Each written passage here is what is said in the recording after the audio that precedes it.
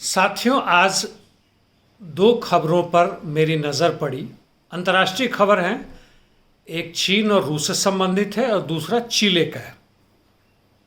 आपने भी शायद ये खबरें पढ़ी होंगी। खबरों का डिटेल नहीं बताऊंगा संक्षिप्त में, लेकिन उस पर हम क्या सोचते हैं यह जरूर आपको बताने की कोशिश करूंगा। चीन और रूस का खबर यह है कि चीन और रूस मिलकर एटॉमिक पावर पे उसके यूसेस पे, सिविल यूसेस के लिए जॉइंट वेंचर कर रहे हैं। और वह दोनों जो हैं वीडियो के थ्रू न्यूक्लियर एनर्जी प्रोजेक्ट का जो ओपनिंग सेरेमनी होगा उसको विटनेस करेंगे। और कहते हैं, उनकी खबर है ग्लोबल टाइम्स की, कि यह दोनों के बीच के रिश्ते को और मजबूत करेगा।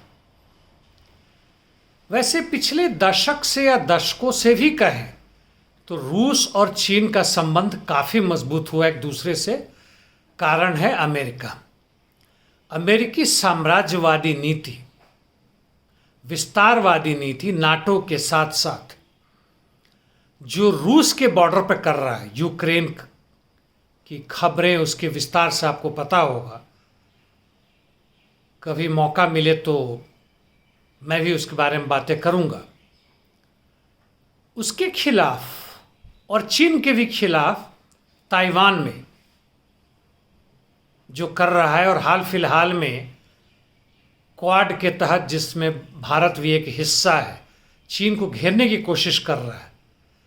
कुल कहानी साथियों आपको पता है, अंतर्राष्ट्रीय बाजार में अधिक से अधिक हिस्सा लेने की होड़ और लड़ाई चल रही है। तो इसके कारण चीन और रूस करीब आ रहे हैं।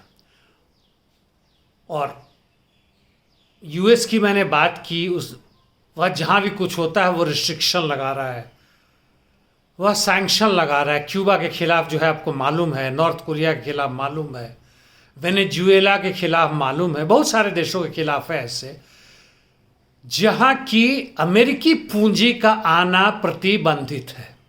साधारण सी बात है। और वहाँ पे अमेरिका हंगामा करता है कि अमेरिकी अधिकार का हनन है, और साथ साथ यह भी कहता है कि टारगेट कंट्री में, जैसे वेनेजुएला की बात करें तो वहाँ के जनता का प्रजातांत्रिक हक को मारा जा रहा है, और उसको बचाने के लिए अमेरिकी फौज तक आएगी। वेनेजुएला में अमेरिका कहता है कि वेनेजुएला की जो मिलिट्री है वह विद्रोह कर दे। जी हाँ, यह भी एक सवाल है। बाकी सभी देशों में लोग शोर मचाते, नहीं नहीं, क्रांति शांतिपूर्वक होना चाहिए, मिलिट्री को अलग रहना चाहिए। अमेरिका ने कई जगह, दर्जनों जगहों पे मिलिट्री कू करवाया, वहाँ के जनरल से मिलके, CIA के द्वारा प्रवेश करके, वहाँ के पूंजीपति वर्ग से मिलके, और अपने मनलायक सरकार स्थापित की है। चलिए हम आगे बढ़ते हैं। तो इन दोनों के बीच में 4 न्यूक्लियर जनरेटिंग यूनिट का करार है, जो कि अभी 20 बिलियन युआन के बराबर है, और ये आगे चल के पूर्णता में लेंगे। जो उनका कोऑपरेशन चल रहा है वह 100 बिलियन से ज़्यादा होंगे। इसमें एक बात और भी कही जा रही है कि यह हाई एंड न्यू टेक्नोलॉजी जो आ रहे हैं, रूस और चीन काफ़ी आगे बढ़ रहा है, रूस भी बढ़ रहा है, और इसमें जहाँ जहाँ अमेरिकी टेक्नोलॉजी आए हैं उनको विस्थापित करेगा। ये देश समाजवादी नहीं है, लेकिन सेल्फ डिपेंडेंस का उदाहरण जरूर है। हम भारतवासी हर टेक्नोलॉजी के लिए विदेशी टेक्नोलॉजी का सहारा लेते हैं, पैसे देते हैं, बहुत भारी मात्रा में पैसे देते हैं।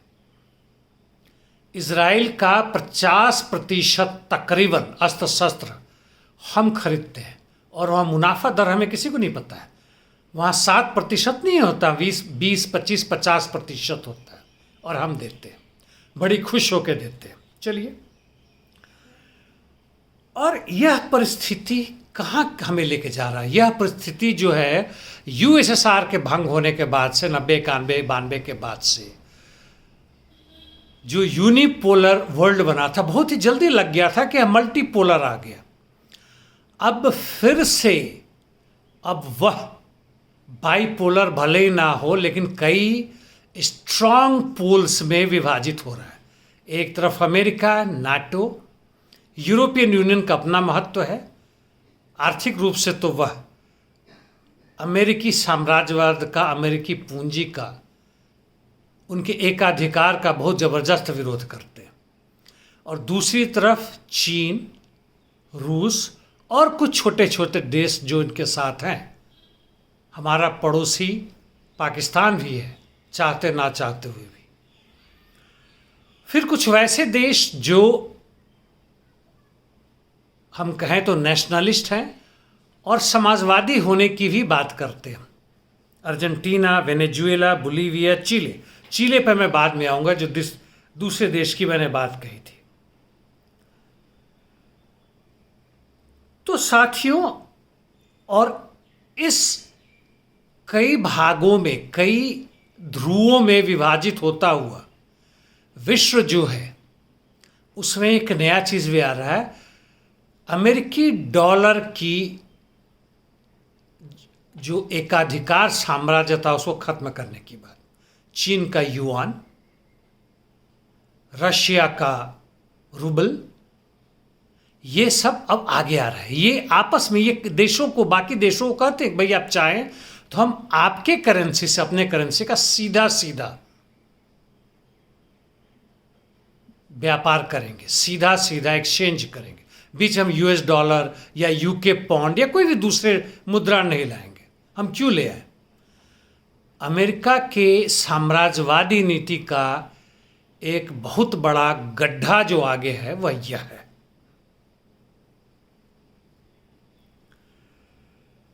और यह जो न्यूक्लियर पावर का सिविल इस्तेमाल करने की बात है, यह एक थर्ड जनरेशन, लेटेस्ट जनरेशन है।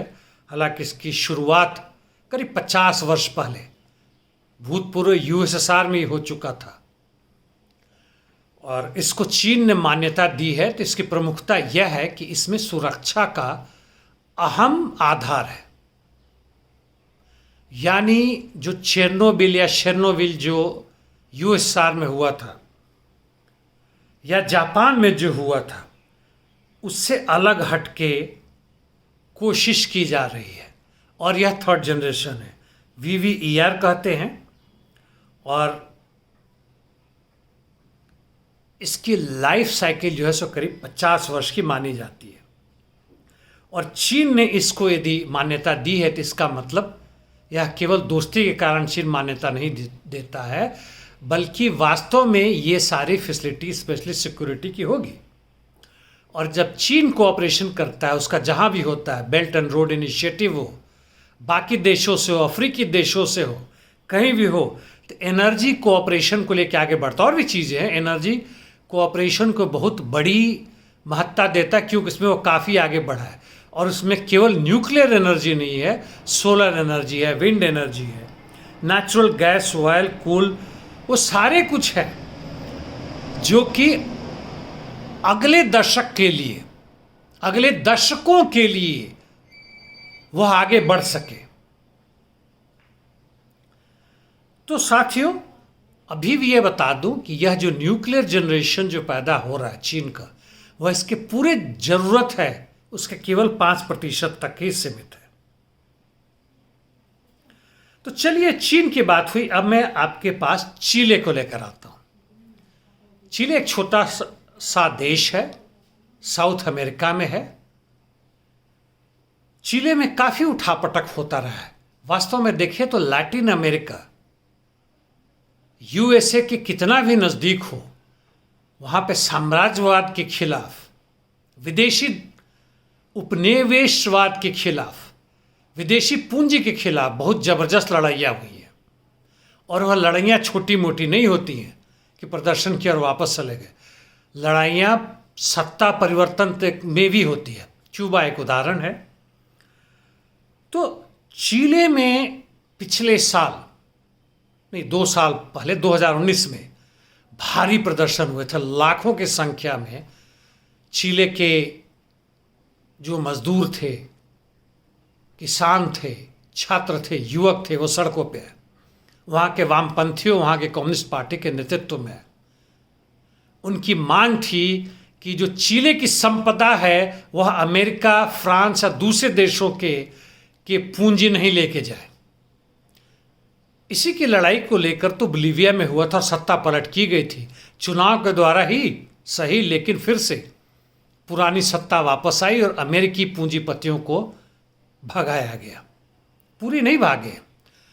वैसे यह भी बता दो कि वहाँ 21st सेंचुरी सोशलिज्म की बात होती है और उसमें निजी पूंजी को मान्यता दी जाती है कि उसको कंट्रोल में करेंगे।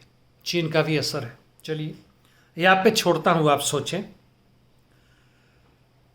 तो चिले पर अमेरिकी शासन की काली साया जैसे बाकी देशों में होती बहुत समय तक रहा और 2019 में जब जबरदस्त आंदोलन हुआ तो वहाँ की सरकार मानी कि ठीक है भाई, यदि बहुमत चाहेगी तो हम यहाँ का संविधान बदलेंगे।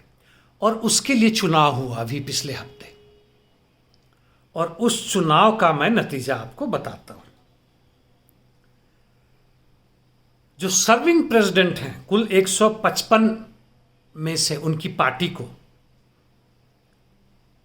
जो दक्षिणपंथी हैं, घोर दक्षिणपंथी नहीं कहते लेकिन दक्षिणपंथी हैं, आप भारत के कांग्रेस पार्टी के समान ले लें, उनको 37 सीट मिला केवल, यानी 1/3 भी नहीं मिला। यह नया जो कॉन्स्टिट्यूएंट असेंबली के लिए चुनाव हुआ भारी बहुमत से, इसमें कौन से लोग हैं? इसमें जो अल्ट्रा लेफ्ट है, जो नए कम्युनिस्ट पार्टी हैं और बहुत सारे इंडिपेंडेंट भी हैं, जिनके बारे में अमेरिकी जो गुप्त सेवाएं हैं, CIA है, परेशान कि ये लोग कौन है, किसके पक्ष में जाएंगे। तो इसमें दक्षिणपंथी तो हरा ही हरा है। जो ट्रेडिशनल लेफ्ट थे, जो चुनाव से चुनाव तक की राजनीति करते थे, जैसे भारत के CPI, CPM, CPI-ML के बहुत सारे धड़े, उनको इन्होंने नकार दिया और उनको भी केवल 25 सीट मिला। और बाकी सारे सीट उनको मिला जो कि शुद्ध रूप से कम्युनिस्ट है या अल्ट्रा लेफ्टिस्ट है, और केवल विदेशी पूंजी नहीं, अपने यहाँ भी पूंजीपतियों के हक की बात नहीं करते हैं, बल्कि अपने यहाँ के मजदूर वर्ग की बात करते हैं। सही में एक समाजवादी स्थापना स्थापित करना चाहते हैं। इस चुनाव से ये जो असेंबली बना और नया कॉन्स्टिट्यूशन बनेगा, उसका क्या स्वरूप होगा, उसका क्या असर होगा? क्या चिले की सरकार या राज्य सत्ता, स्टेट का रूप वही रह जाएगा जो पहले था, यानी वही आर्मी, वही मिलिट्री, वही पुलिस, वही जुडिशियरी, वही सीक्रेट सर्विसेज रह जाएंगे? मौका मिलने पर फिर से सत्ता पलट कर देंगे? देखने की बात है। वैसे आपको मालूम होगा कि चिले में इसी चुनाव के द्वारा अलेंदे शासन में आए थे और उन्होंने यही सब काम करना शुरू किया था, जबकि अमेरिकी CIA ने वहाँ के मिलिट्री की मदद से उनकी सत्ता को उखाड़ फेंका था और पिनोशे की सरकार आई थी और भयानक जबरदस्त डिक्टेटरशिप का वो हुआ। हजारों लाखों कम्युनिस्टों को मार दिया गया, विरोध करने वालों को मार दिया गया, और जब फाइनली इसको हराया गया तो वह भागा और इंग्लैंड में आया और वहाँ रहा, उसको वापस नहीं भेजा गया। बहुत सारी कहानियाँ हुई और अंततः मर गया। छोड़िए, माटिया इनको। वैसे बताऊं कि चिले जो है सो दुनिया का सबसे बड़ा कॉपर प्रोड्यूसर है। जी हाँ, बोलीविया भी बैटरी में लगाने वाले एलिमेंट का सबसे बड़ा प्रोड्यूसर है। CAR, central African Republic country जो है, वह दुनिया का तीसरा या चौथा सबसे बड़ा खनिज का मालिक है, अफ्रीका में है। और वह सबसे गरीब देश है क्योंकि वह अमेरिका, फ्रांस, इन सबों का राज है। जी हाँ। तो ख़त्म करने से पहले साथियों, मैं अपना एनालिसिस कुछ बोलूं, इतना ही कहूँगा कि इस चुनाव में केवल 43% वोटर ने हिस्सा लिया। पिछले साल के साल जो 2019 में 2020 में जो चुनाव हुआ था कि नया संविधान लाया जाए, उसमें भी केवल 51% लोगों ने हिस्सा ली थी। यानी चुनाव से चुनाव तक की राजनीति में यहाँ के क्रांतिकारी लोगों को मज़ा नहीं है। जो हमारे यहाँ लोगों को मज़ा आता है, बंगाल में हम लुट गए, केरल में हैं, बाकी जगह समाप्त प्राय है। साथियों, समाजवाद का मतलब होता है निजी पूंजी का खात्मा, निजी पूंजी का समाज, निजी पूंजी पर समाज का पूर्ण रूप से अधिकार। यानी जो उत्पाद करेगा, उत्पादन उसी के हाथ में होगा, उस वर्ग का, एक दो हाथ के हाथ में नहीं। वह सामाजिक धन का हिस्सा होगा और खपत करने के लिए सारे लोग होंगे।